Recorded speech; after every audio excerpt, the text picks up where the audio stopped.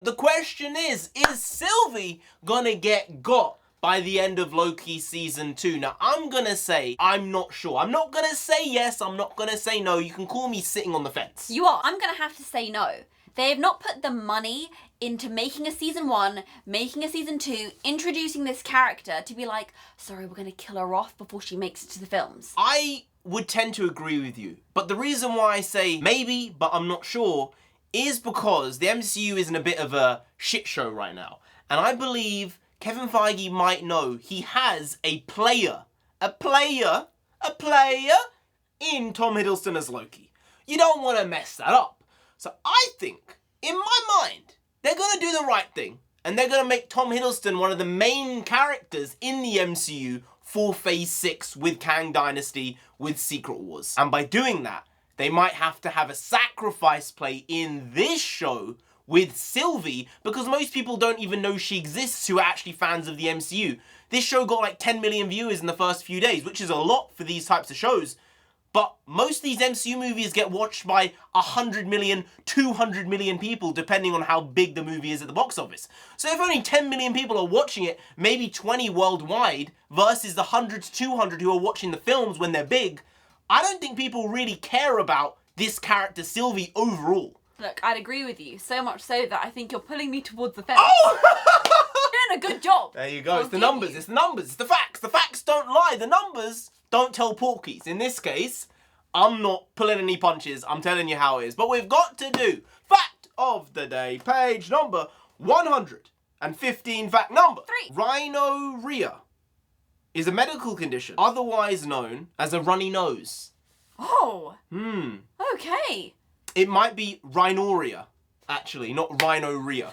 Okay. Rhinorrhea. Sounds a bit better when you say it like that. Sounds more medically professional. Yeah, less like a zoologist thing. Yeah. That's what I was getting from the way I said it the first time. Hey, NarendraTheComic, Nonsense, yes, and right now we're going to be doing a review of Loki Season 2, Episode 2, because it was actually, again, a decent episode. Probably the second best episode of the entire show overall. That doesn't mean I don't have issues with what they're doing, though. And that's what we're going to have to get into. First things first, I'm smelling CW. Ooh, okay. You might not know, but there is this thing called CW-itis. There is. It's when there's a season 1 of a show and there is an issue at the end of the season, the big bad, if you will. And by episode 1 of season 2, big bad gone. Yeah. They figured it out. The time between the season, Yeah. everything's been sorted. No longer a bad guy. No longer a problem. Now, they didn't do that in episode 1. They did that in episode 2 with the timeline. Yeah. And so this begs the question, with this timeline and the pruning that has gone on, does that mean that there is now one major timeline and the TVA is going to be able to prune as necessary and all the major strands have now disappeared? Or will there continue to be strands growing from now and this hasn't actually solved the problem? Okay, so the TVA now doesn't actually want to prune. Right. Okay, so that first one is a no. Okay. Because they don't want to prune, as shown with the characters B-15, Loki, which was, hang on a second, why are all these people getting killed? Because this is wrong. Right. That was their mindset. Whereas in season 1, the mindset was, we need to end all these worlds because these people need to get got. Otherwise, the sacred timeline gets screwed up. So in this case, it's kind of like they've flipped the character motivation, but the actual crux is the same, which is the timeline's messed up. Which is the same thing in season 1, which is the timeline's messed up. Right, it's just been inverse.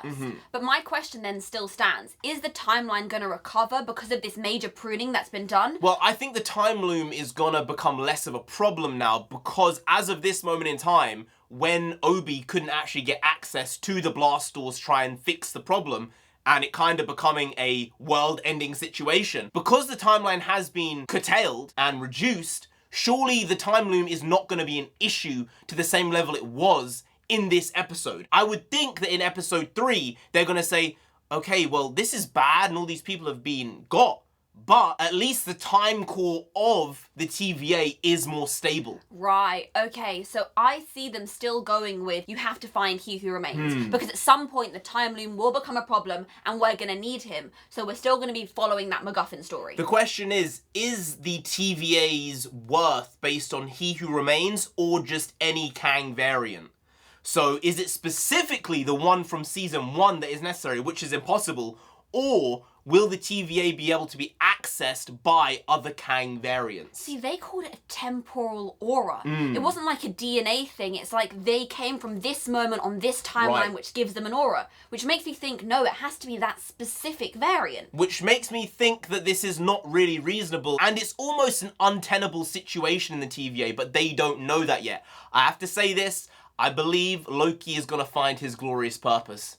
And it is actually gonna be what He Who Remains said. And he is gonna basically save the sacred timeline by sacrificing himself in a way, by not killing himself, but controlling the sacred timeline in the time loop. And potentially that being touched on in Avengers Secret Wars, where the universes start breaking, he gets shot out because of that. And it's like, wait, you're alive?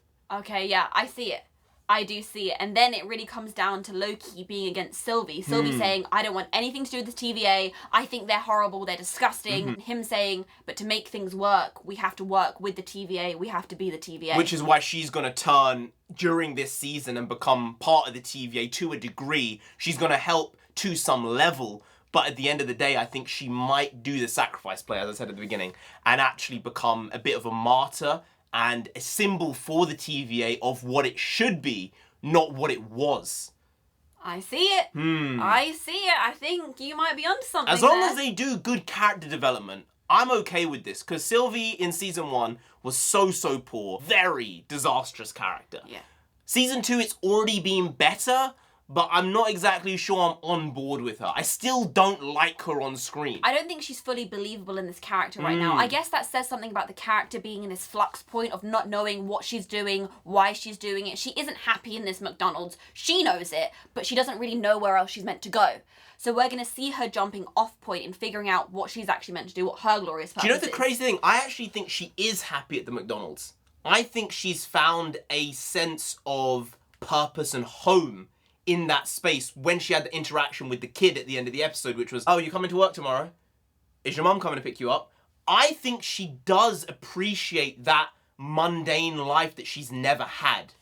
That's the way I see it. See, this is the thing. People see things differently. So in my mind, she might be actually trying to protect that world which she has built for herself and that life she's created, which is why Loki said, do you want to save those people? Do you want to save this location, this multiverse? Because otherwise, they're all going to get destroyed and pruned.